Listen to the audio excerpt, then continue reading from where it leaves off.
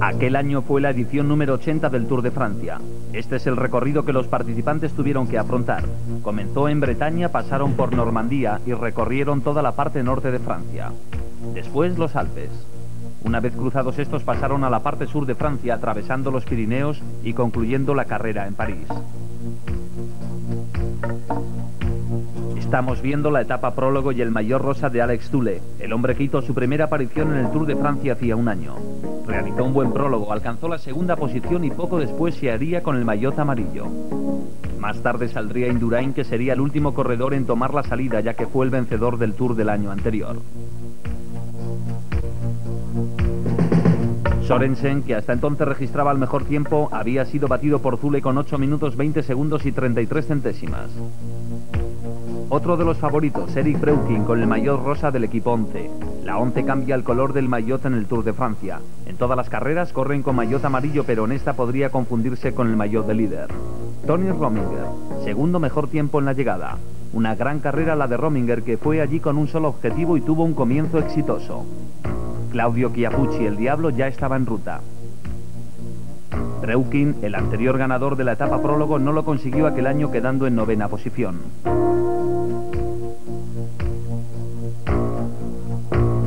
Pero vemos al hombre que marcó el ritmo volando en la subida, Miguel Indurain.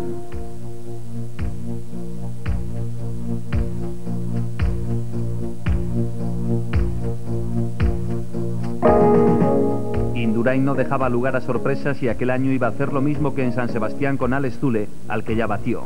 Llegó a la meta con un tiempo de 8 minutos y 12 segundos. Indurain comenzó otra vez el Tour de Francia con el maillot amarillo de líder.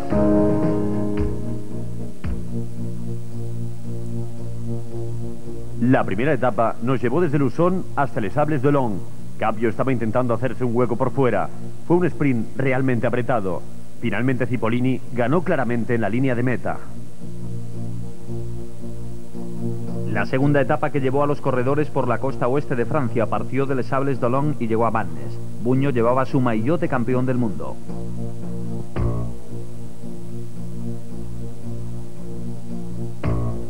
Ocho corredores estaban en cabeza y Buño era quien marcaba el ritmo.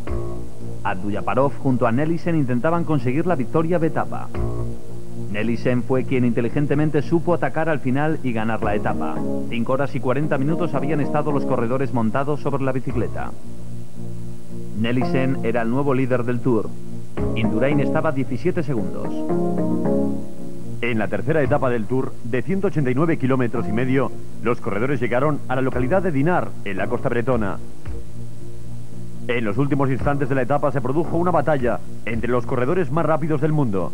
Abdujaparov cogió la cabeza de carrera por la parte externa. Entró en la línea de meta en primer lugar. La cuarta etapa era una contrarreloj por equipos. Tony Rominger era tal vez el que partía con mayor desventaja. El Motorola puso el listón muy alto, 1 hora 34 minutos y 36 segundos.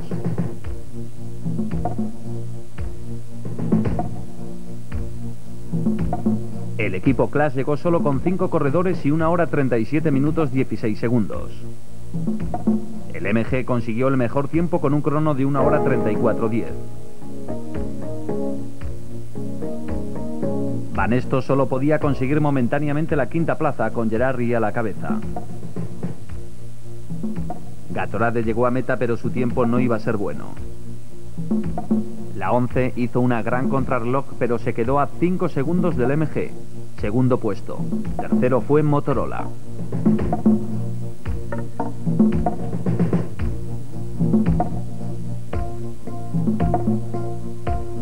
Así quedó la clasificación de la etapa, con el GBMG en primera posición. La siguiente etapa llevaría a los corredores a Évreux. De repente Jesper Schijvi saltó del pelotón, cosa poco usual en él. Consiguió abrir hueco respecto al grupo que le perseguía, y aunque intentaron darle alcance, Schijvi consiguió la victoria de etapa.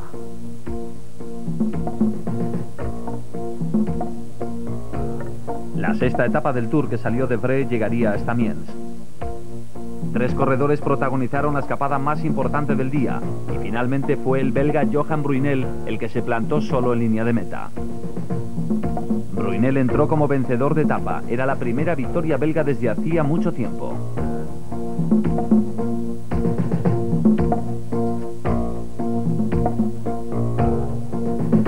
Séptima etapa de casi 200 kilómetros entre las localidades de Perón y Chalon-sur-Mer.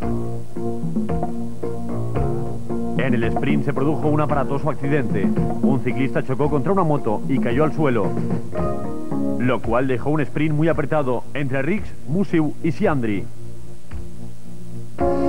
Rijs sprinta con muchísima fuerza y consigue ganar la etapa seguido de Siandri y Musiu, quien no se esforzó al máximo. La octava etapa del Tour unía Chalons y Verdun. Este es el nuevo líder, Johan Musiu. La etapa constaba de 184 kilómetros. La escapada más importante tenía a Massimo Girotto al frente del grupo. Era un grupo serio y la escapada podía cuajar. En el sprint, Armstrong salió de atrás y consiguió la victoria. Fue su primera victoria de etapa en el Tour. En la general, Musiu mantenía la diferencia sobre Mejía. Llegábamos a la primera gran prueba de aquel Tour de Francia, una contrarreloj de 59 kilómetros. Tony Rominger se encontraba en el puesto número 78 de la general. Miguel Indurain continuaba volando sobre su bicicleta. Un Miguel Indurain que tenía que subir puestos en la clasificación, ya que de momento no se encontraba entre los 10 primeros clasificados. Buño entró en meta, aventajando en 31 segundos el tiempo conseguido por Rominger. El campeón del mundo se mantenía como uno de los candidatos a desafiar a Miguel Indurain, pero Indurain iba a conseguir el mejor tiempo de la contrarreloj, al igual que sucedió en Luxemburgo. Llegó a la meta con una diferencia de 2 minutos y 11 segundos con respecto a Buño. Breukin concluyó aquella etapa en tercera posición por detrás de Buño e Indurain. Miguel Indurain volvió a enfundarse el maillot amarillo que le acreditaba como nuevo líder del Tour de Francia. El Col del Galibier sería el punto más alto de la 10ª etapa. Se partió de Villard-de-Lans. Fue la primera etapa montañosa de los Alpes, teniendo el primer puerto en el Col de Glandôme. La situación se reorganizó en la subida al Col de Telegraph a una altura de 1526 metros. Claveyrolat coronó en primer lugar. Los corredores en la bajada se habituallaron antes de afrontar la subida al último puerto, el Col del Galibier. Pedro Delgado estaba al frente de los elegidos, detrás de él Miguel Indurain, que pronto cogió la cabeza.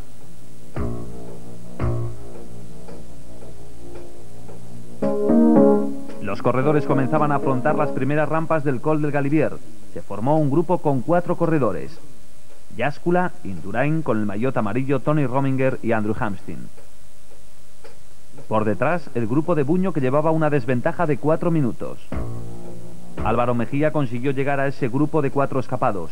Había pues 2 corredores del Motorola y 1 del Clash. Tony Rominger, que perdió muchísimo tiempo en la contrarreloj por equipos, ya que se quedó sin 2 de sus compañeros, iba a tener que luchar lo indecible para rebajar la diferencia con respecto a Miguel Indurain. Por detrás, el grupo perseguidor se encontraba en las rampas más duras del Galibier. Rominger, que llegaba a la zona cubierta de nieve, era seguido por Indurain, que asumía el mando del grupo y tampoco cedía ningún relevo. Indurain estaba manteniendo y sujetando perfectamente al corredor suizo. Rominger había ganado las 2 últimas ediciones de la Vuelta a España y aquella era su segunda participación en el Tour de Francia. La carretera se tornaba muy estrecha, la pendiente era más pronunciada y todavía tenían 800 metros de subida hasta llegar al Galibier. Indurain había tomado las riendas queriendo imponer su autoridad y demostrar a Rominger que por algo era el maillot amarillo. Esta era una de las cimas más altas del Tour. Rominger volvió a tomar la cabeza del grupo. Andrew Hamstin se separó de ellos, pero Álvaro Mejía se mantenía.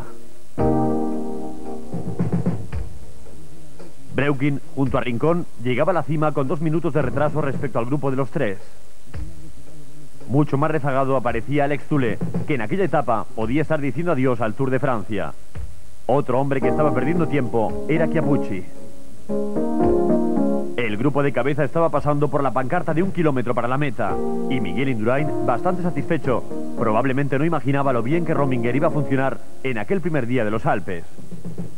Rominger quería probar a Indurain en aquella etapa y ahora lo iba a hacer. Indurain había estado controlando perfectamente las 3 ascensiones de la etapa y Rominger no tuvo ninguna oportunidad de poder atacar.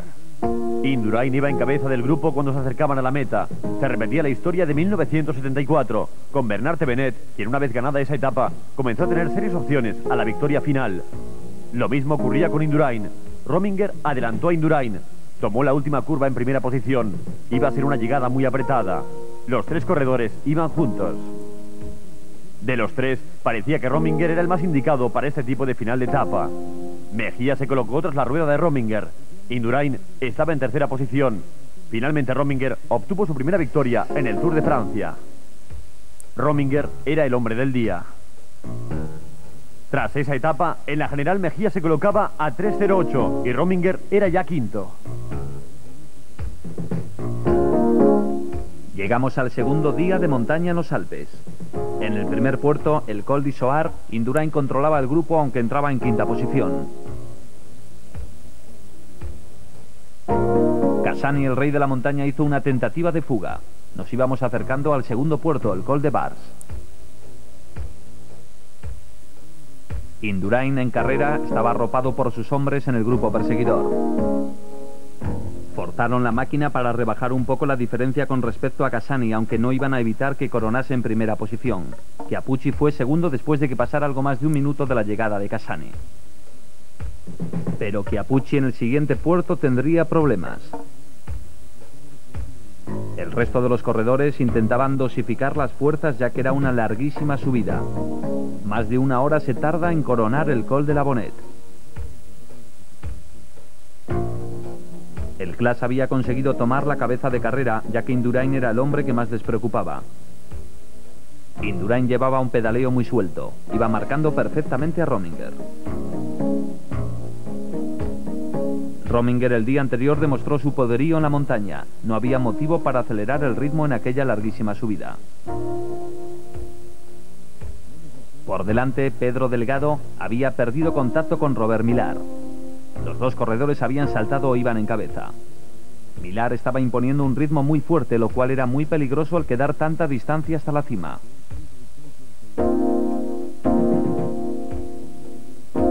Robert Millar corría en solitario y su diferencia era ya de 45 segundos. Delgado estaba siendo absorbido por el grupo de elegidos. Su misión ahora sería ayudar a su jefe de filas, Miguel Indurain. Yáscula, Mejía y Rominger estaban en ese grupo. Andrew Hamstin también. Una vez que llegaran a la cima tendrían que hacer un descenso vertiginoso hasta que alcanzasen el último puerto.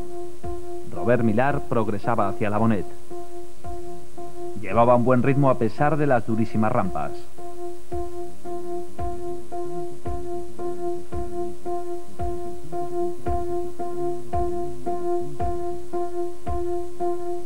Por detrás el grupo perseguidor con John Unzaga a la cabeza. Junto a él Indurain, Mejía, Conti, Hamstin, Rominger y cerrando Pedro Delgado. Justo detrás de ellos e intentando entrar en el grupo estaba Zenon Yáscula, quien si seguía corriendo de aquel modo podía asegurarse una de las posiciones de privilegio del Tour. Por fin la llegada a la Bonette. Solo quedaba el Col d'Issolat de 2000 metros, que era la primera vez que se subía y que tenía muchas curvas en el trazado. Tras el paso de Robert Millar, el segundo fue Tony Rominger con una desventaja de 1 minuto y 16 segundos, con Indurain, Mejía y Delgado en ese orden.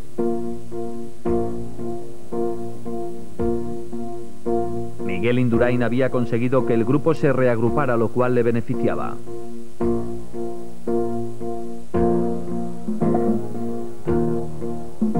Millar estaba siendo alcanzado por el grupo perseguidor. Realizó una larguísima escapada, pero no pudo resistir los ataques que se le estaban lanzando. Chiappucci se metió en aquel grupo después de realizar un tremendo descenso del Col de la Bonette. Llegó a la cima con una desventaja de 3 minutos, pero en el descenso consiguió enlazar con el grupo principal. Una victoria de etapa en los Alpes podría ser un bonito final para Chiappucci. El corredor que se situó a su rueda fue Rich. Yáscula aceleró el ritmo. y Hampsten se quedó, ya que no tuvo la fuerza suficiente para dar alcance al grupo. Indurain no mostraba ningún síntoma de cansancio, no parecía estar sintiendo la presión. Rominger, abriendo el camino, no pudo separarse del líder. Rominger, Rich, Indurain, Chiappucci y Mejía eran los nombres que se perfilaban para aquel Tour de Francia. Millar se quedaba. Aún así, había hecho una tremenda carrera después de la subida al Col de la Bonette.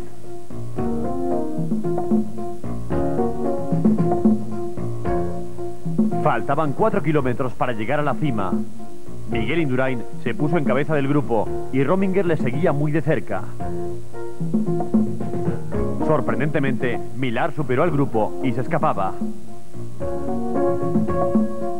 Fue un resurgimiento sorprendente el del corredor escocés. El corredor que hizo una magnífica escalada al Col de la Bonette había sido alcanzado por el grupo. Indurain no respondió al ataque y prefirió que otro corredor lo hiciese. Rominger seguía segundo y Jaskula cerraba el grupo.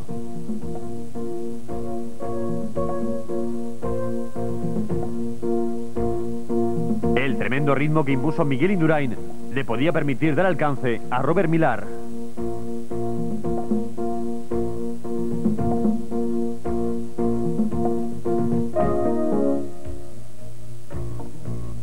Estaba claro que las posiciones de privilegio iban a salir de aquel grupo de élite. Quedaban 2 kilómetros para la línea de meta. Jaskula seguía metiéndose en el grupo. Indurain sentado sobre su sillín, pedaleando increíblemente. Millar miró al corredor que cerraba el grupo para intentar ponerse a su rueda y no perder comba.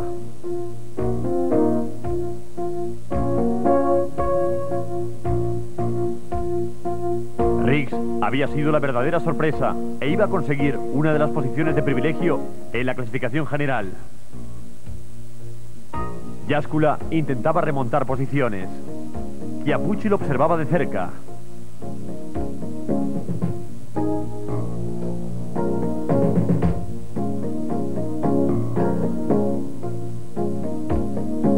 Faltaba 1 kilómetro para la línea de meta.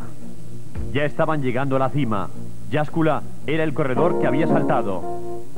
Rominger salió inmediatamente detrás de él. Y junto a Rominger, Indurain, que era el hombre que lo marcaba constantemente. Dejaron a Jaskula y Rominger fue el hombre que lanzó un contraataque al que respondió inmediatamente Indurain.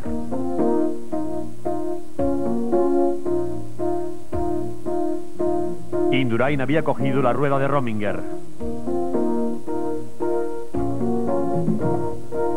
Rominger iba a intentar conseguir la victoria en 2 etapas consecutivas. El que había participado en el Tour en 2 ocasiones se había convertido en un gran corredor y en una amenaza para Indurain.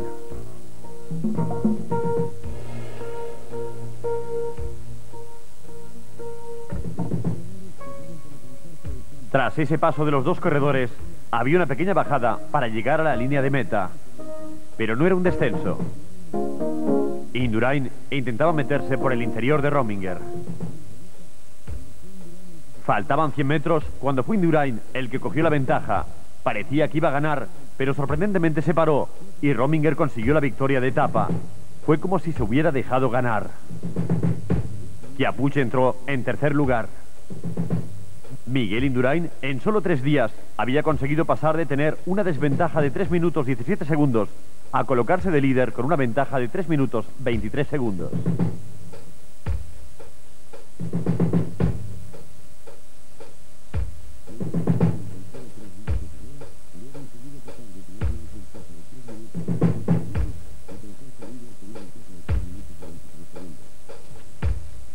Estamos en la 12ª etapa. Los corredores estaban agrupados en aquellos primeros kilómetros. Este fue el rostro feliz de la etapa. Flavio Riaccioli, tras 7 horas sentado sobre su sillín, cumpliría la promesa que le había hecho a su gente. Prometió ganar una etapa en el Tour y lo iba a conseguir. Llegó victorioso a la línea de meta. De los 280 kilómetros de que se componían la etapa, corrió 147 en solitario. Le sacó 20 minutos al resto del pelotón, pero en la general llevaba una desventaja de 1 hora y 19 minutos. Y aunque eso no supuso ningún cambio, se anotó su primera victoria en un Tour de Francia. La La 13ª etapa era de 182 kilómetros y medio, entre Marsella y Montpellier. Los corredores del Telecom lanzaban el sprint. Rapp estaba al frente del pelotón, preparando quizá el sprint a su compañero Lubdik. Abduyaparov era tercero. Lubdik cogió la cabeza. Abduyaparov iba detrás de él. Finalmente Lubdik ganó la etapa. Musiu entró en tercer lugar. El tiempo caluroso continuó en la 14ª etapa entre las localidades de Montpellier y Perpiñán de 224 kilómetros. El clima era cada vez más caluroso. Roche tentó a los corredores a que se unieran a él en la escapada, pero nadie se animó a acompañarle. 5 corredores salieron tras Roche: Mario Piesa, Brunel, Johnny Pedersen, Pascal Lino y Giancarlo Perini. Tras superar a Roche, Pascal Lino y Giancarlo Perini se fugaron. Ambos estaban muy preocupados por el grupo perseguidor. Lino no quería ponerse en cabeza y Perini temía perder la etapa si se colocaba al frente, pero estaba preparando la estrategia. Sus compañeros de fuga estaban tan solo a 10 segundos. Lino fue finalmente quien lanzó el ataque. El francés había sido muy criticado en aquel Tour por no atacar, pero Perini saldría de atrás con mucha fuerza. Fue un final muy apretado.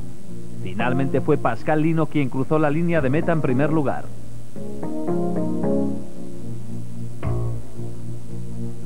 No hubo ninguna variación en la clasificación general.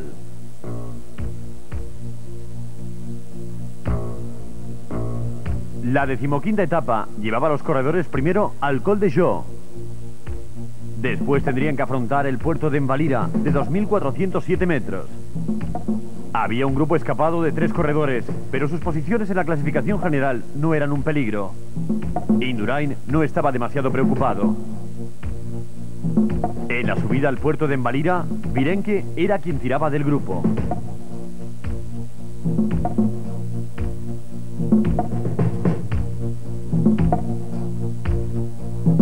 Llevaban 7 minutos de ventaja sobre el grupo de Indurain. Eric Boyer estaba entre el grupo de cabeza y el grupo perseguidor. Aquel pequeño hombre iba en solitario y tenía una desventaja de más de 6 minutos respecto al grupo de cabeza. Jean-François Bernard, a quien no se le había visto mucho, estaba haciendo su trabajo para Indurain. Indurain ocupaba una posición cómoda, esperando la última subida que llegaría al entrar en Andorra. La diferencia con el grupo de cabeza se mantenía.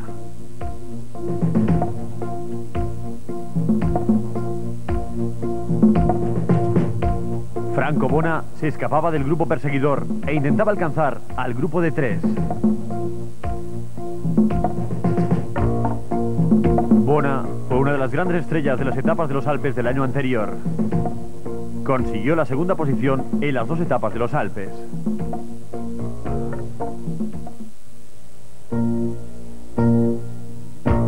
Sorprendentemente, la niebla no fue la protagonista en el Alto de Envalira. Abelardo Rondón, del equipo Gatorade, iba en 5º lugar. Perseguía Sierra, Rincón, Virenque y Bona. Llevaba una desventaja de 3 minutos respecto al grupo de cabeza. Asistíamos a la última ascensión de la etapa. El pelotón era encabezado por Indurain, seguido de cerca por Rominger y Jáskula. Faltaban 10 kilómetros para la línea de meta. Rie, en aquel primer día de los Pirineos, le estaba haciendo una gran labor a Indurain. Rincón dejó atrás en aquella última subida tanto a Virenque como a Sierra.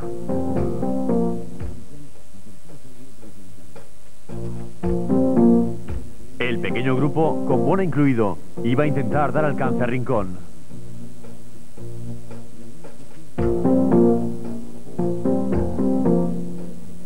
Sierra estaba pasando apuros y se estaba quedando descolgado.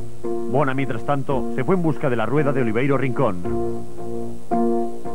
El gran grupo se fue estirando.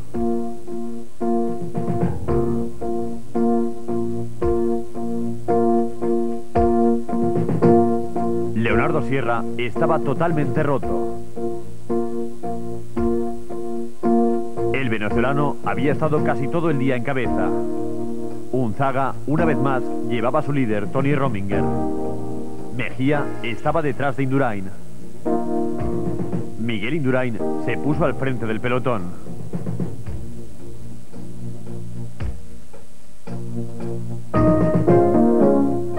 A falta de 4 kilómetros para la llegada, Indurain una vez más hizo un gran esfuerzo. Miguel Indurain, que salió aquella mañana con una diferencia de 3 minutos y 23 segundos sobre Mejía y 4 minutos 45 sobre Yáscula, seguía manteniendo esa diferencia. La alegría del día se la llevaron los sudamericanos y en concreto Colombia. Rincón, al igual que Sierra y Birenque, había tenido un día extraordinario. Rincón fue alcanzado por el grupo que lideraba Rominger. Indurain se colocó tras Tony Rominger y Mejía tras Indurain. Los tres fueron en busca de Rincón.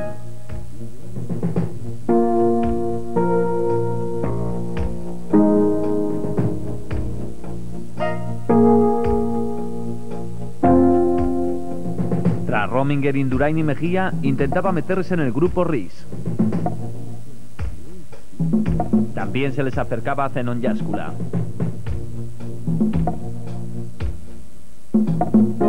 Rominger llevaba una venda en la rodilla izquierda tras la caída sufrida en una de las etapas llanas. Pero aunque no perdió tiempo, no parecía tener la misma fuerza que en los Alpes y solicitó un poco de ayuda a Indurain.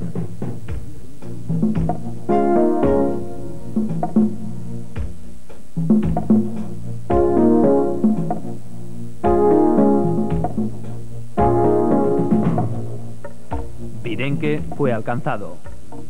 Por delante solo estaba Franco Bona y Oliverio Rincón, que había recorrido 185 kilómetros escapado. Rincón estaba a 1 kilómetro para la llegada. A pesar de la diferencia de 6 minutos que hubo entre el pelotón y el grupo de cabeza, el fuerte ritmo impuesto por estos corredores hizo que pudieran alcanzarle.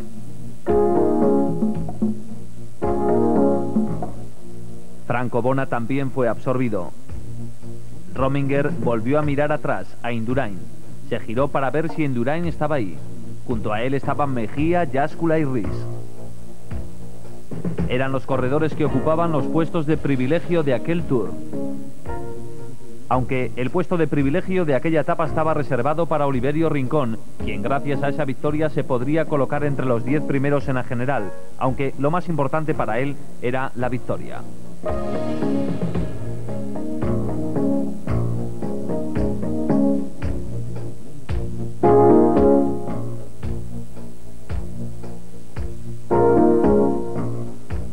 Al resto de los corredores todavía les faltaban 2 minutos para llegar a la meta.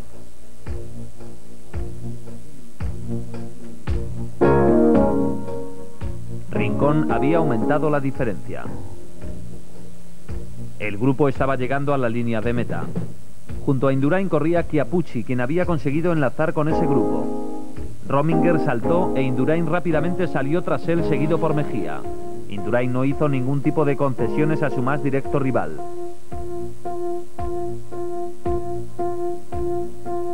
Rominger miró atrás preguntándose qué daño había podido hacer y la respuesta fue ninguno.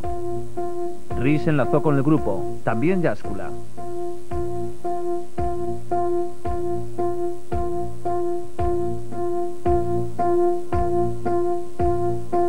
Indurain de nuevo cogió la primera posición del grupo.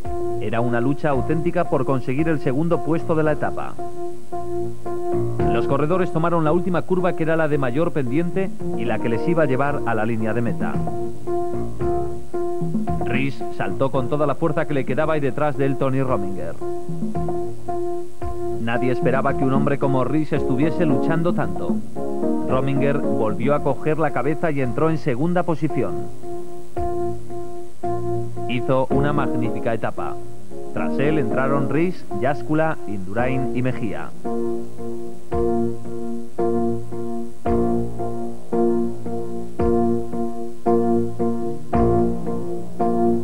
El hombre del día fue Oliverio Rincón.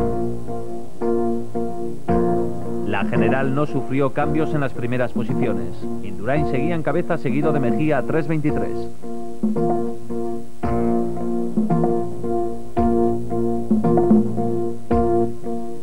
día de descanso en Andorra, llegamos a la 16ª etapa, primera en el corazón de los Pirineos. Llegamos a la cima del primero de los puertos. Rominger sería el primero en el Col de Portillon. Chiappucci, que realizó un magnífico ataque, se llevó consigo a Massimo Girotto, que había ganado un par de etapas en el Tour de Francia. El grupo perseguidor estaba encabezado por Robert Millar. Claudio Chiappucci y Massimo Girotto seguían al frente. Llegábamos a Saint-Lars-Suln, un bonito pueblo francés situado junto a la frontera con España. La subida al puerto se producía por la parte trasera del pueblo y literalmente es una subida que no lleva a ningún sitio. Chiappucci y Girotto se rindieron al grupo principal que iba justo detrás de ellos. La última ascensión era a La Plan. De repente, Rominger lanzó el ataque y a su rueda salió Miguel Indurain, que apretó los dientes, ya que Rominger era el único corredor que le preocupaba. Indurain sabía que si se ponía a rueda de Rominger y conseguía hacer toda la subida junto a él, iba a tener en su mano prácticamente el Tour de Francia. Mejía, poco a poco, consiguió enlazar. Rominger estaba tirando de Indurain.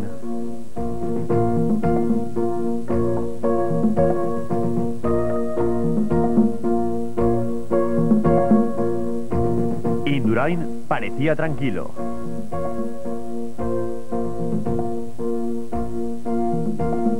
Rominger fue mejorando en su pedalada porque sabía que esta era su última oportunidad para deshacerse de Miguel Indurain. Y aunque al día siguiente les esperaba el Tourmalet, este estaba al principio de la etapa. Al grupo de cabeza le quedaban 4 kilómetros para llegar a la línea de meta. Poco tiempo le quedaba a Rominger para deshacerse de Jáscula e intentar atacar a Indurain. Indurain comenzaba a dar muestras de cansancio. 1 kilómetro para el final. Rominger, Indurain y Jáscula habían estado todo el tiempo juntos en las montañas. Indurain no dio ningún relevo y lo único que había hecho era situarse a rueda de Rominger. Jáscula había estado esperando. Saltó y pilló a Rominger por sorpresa. Rominger no pudo cazarle y así consiguió la victoria de etapa. Indurain perdió 3 segundos. En la clasificación general, Indurain se mantenía fuerte en el primer puesto. Jáscula y Rominger se acercaban a Mejía.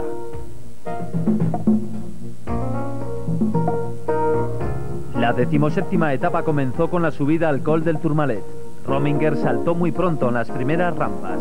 Por primera vez en aquel Tour, Rominger puso en apuros a Miguel Indurain. Chiappucci también saltó del grupo de Indurain. Julián Gorospe era el corredor que marcaba el ritmo al grupo del maillot amarillo. El problema era que los puertos estaban al principio de la etapa. Tras cruzar el Col de l'Aubix quedaban 75 kilómetros hasta meta y por lo tanto tenían que sacar ventaja entonces, en la montaña. Indurain, junto a Gorospe, logró alcanzar a Chiappucci. Realmente podían saltar chispas en el Col del Tourmalet. Jáscula estaba preparado para intentar protegerse de cualquier ataque de Rominger, ya que en la clasificación general Jáscula iba por delante de él. Los dos coronaron juntos el Tourmalet.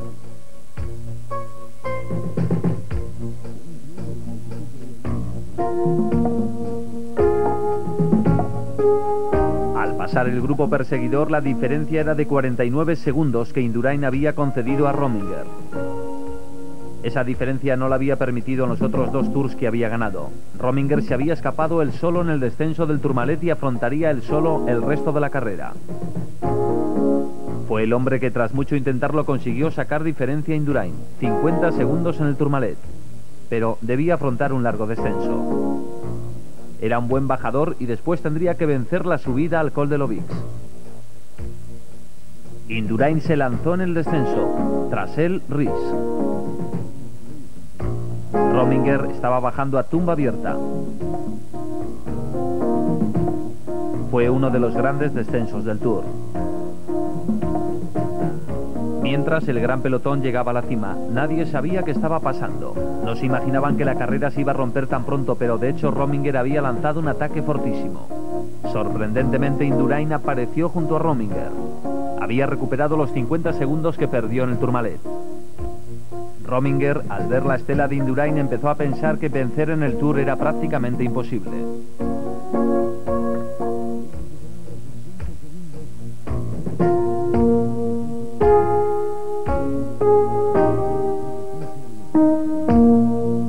El pelotón se reagrupó en el descenso tras ellos.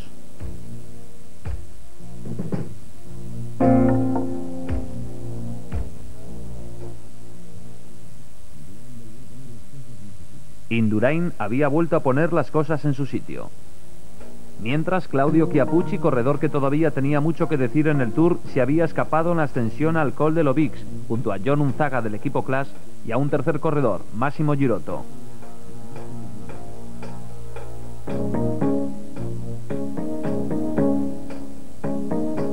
Este era el segundo grupo, con Miguel Indurain. También estaba Tony Rominger. Chiappucci estaba en el ascenso al Col de l'Aubix. Aquí fue donde Roche obtuvo su primera victoria.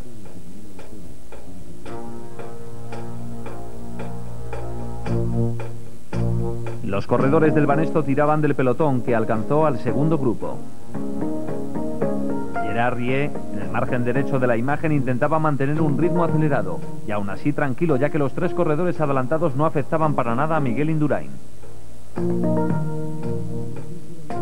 Cuando los tres corredores coronaron el último puerto de importancia de aquel Tour, Chiappucci iba en cabeza. El grupo principal estaba totalmente reorganizado. Los corredores que optaban al podio en París estaban juntos: Mejía, Yáscula, Rominger y Miguel Indurain. La cima de l'Aubix estaba totalmente cubierta por la niebla. Miguel Indurain había permitido a Chiappucci que se fuera con una diferencia de 5 minutos y 20 segundos. Un hueco que en años anteriores no se le hubiera permitido a Chiappucci. No faltaba mucho para llegar a la meta en la ciudad de Pau, que alejaría a los corredores de los Pirineos.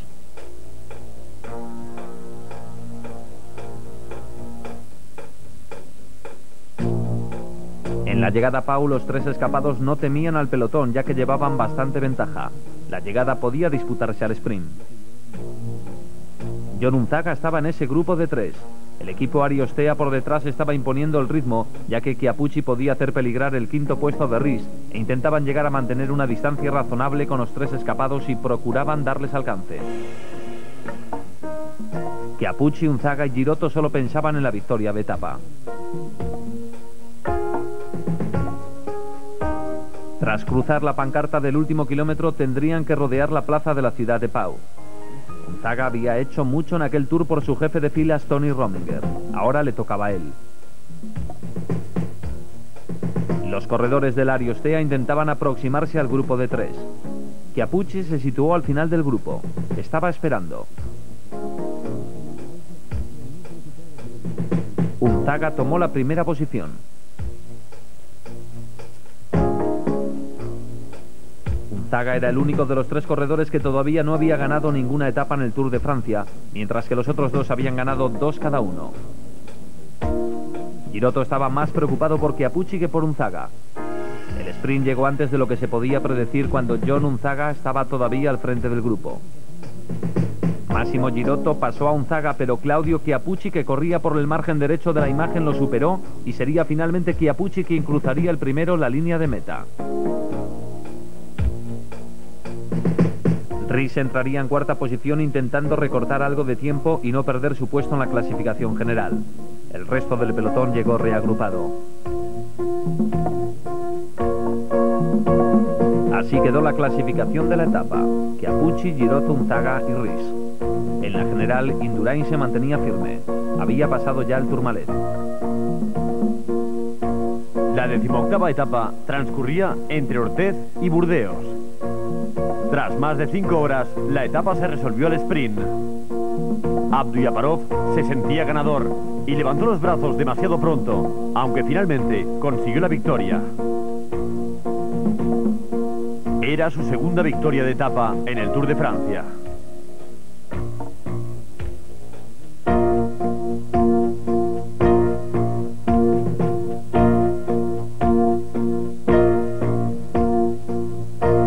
Llegamos a la última contrarreloj del Tour. 48 kilómetros que se iban a correr entre las localidades de Bretigny-sur-Orge y Moller. Álvaro Mejía sabía que su segunda posición corría peligro, ya que no era un buen contrarrelojista. Rominger estaba haciendo un muy buen tiempo. Indurain, como siempre, llevó un ritmo muy fuerte, marchando a una velocidad muy alta. Rominger dobló a Ries superando una diferencia de 3 minutos. Álvaro Mejía, al pasar por este punto cronometrado, solo había conseguido ser duodécimo. Indurain, al llegar al punto de referencia, solo había podido ser tercero. Rominger le sacaba 45 segundos. Era una de las sorpresas de aquel Tour de Francia. Rominger quizá no estaba pensando en conseguir el maillot amarillo, pero sí en batir a Indurain en aquella etapa.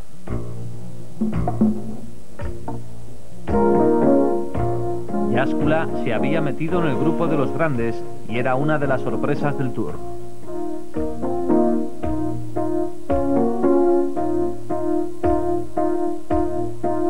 Rominger había llegado a las últimas etapas del Tour con muchas fuerzas.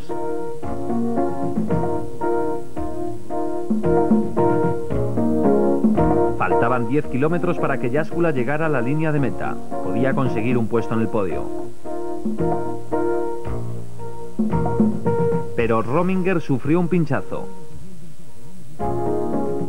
No perdió mucho tiempo y rápidamente volvió al ritmo que estaba llevando. Aún así había sido un pinchazo que llegó en mal momento. Los puntos cronometrados indicaban que Rominger le estaba sacando tiempo a Indurain. Cuando Indurain pasó a 10 kilómetros de meta, parecía que estaba siendo batido por Rominger. Rominger machacó el tiempo que había marcado Brunel. El tiempo de Rominger fue de 57 minutos y 2 segundos.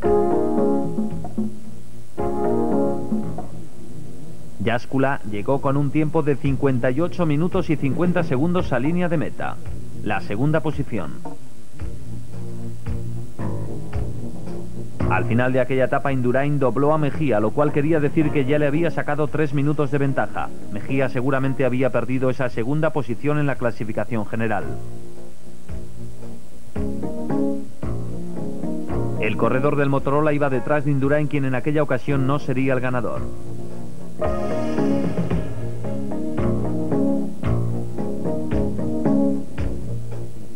Quien estuvo 2 años sin perder una contrarreloj, sin contar las etapas prólogo, iba a ser superado por Rominger. Miguel Indurain, que llegó a línea de meta superando a Jáscula, cedió 42 segundos a Rominger. Tony Rominger fue el ganador. Su primera posición le permitió conseguir la segunda plaza en la general. La última etapa llevó a los corredores desde Vieux-Châtillon hasta París. La carrera llegaba a su fin con la batalla de los sprints en los Campos Elíseos. Abdou-Yaparov iba a intentar conseguir la victoria. 2 años antes, aquí había sufrido una caída. Este año parecía que iba a tener más suerte. Finalmente consiguió la victoria en la etapa. Pero fue Miguel Indurain quien llegó a la línea de meta como ganador por tercera vez consecutiva del Tour de Francia. Aquel Tour lo había ganado de una manera extraordinaria, aunque tuvo momentos de inseguridad.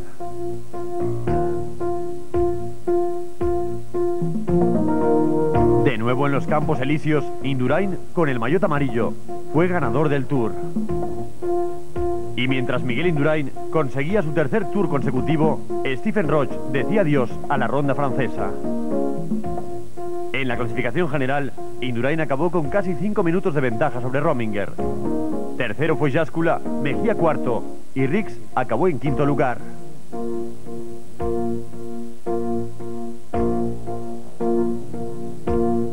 Los Campos Elíseos saludaban de nuevo al ganador del Tour de Francia, Miguel Indurain.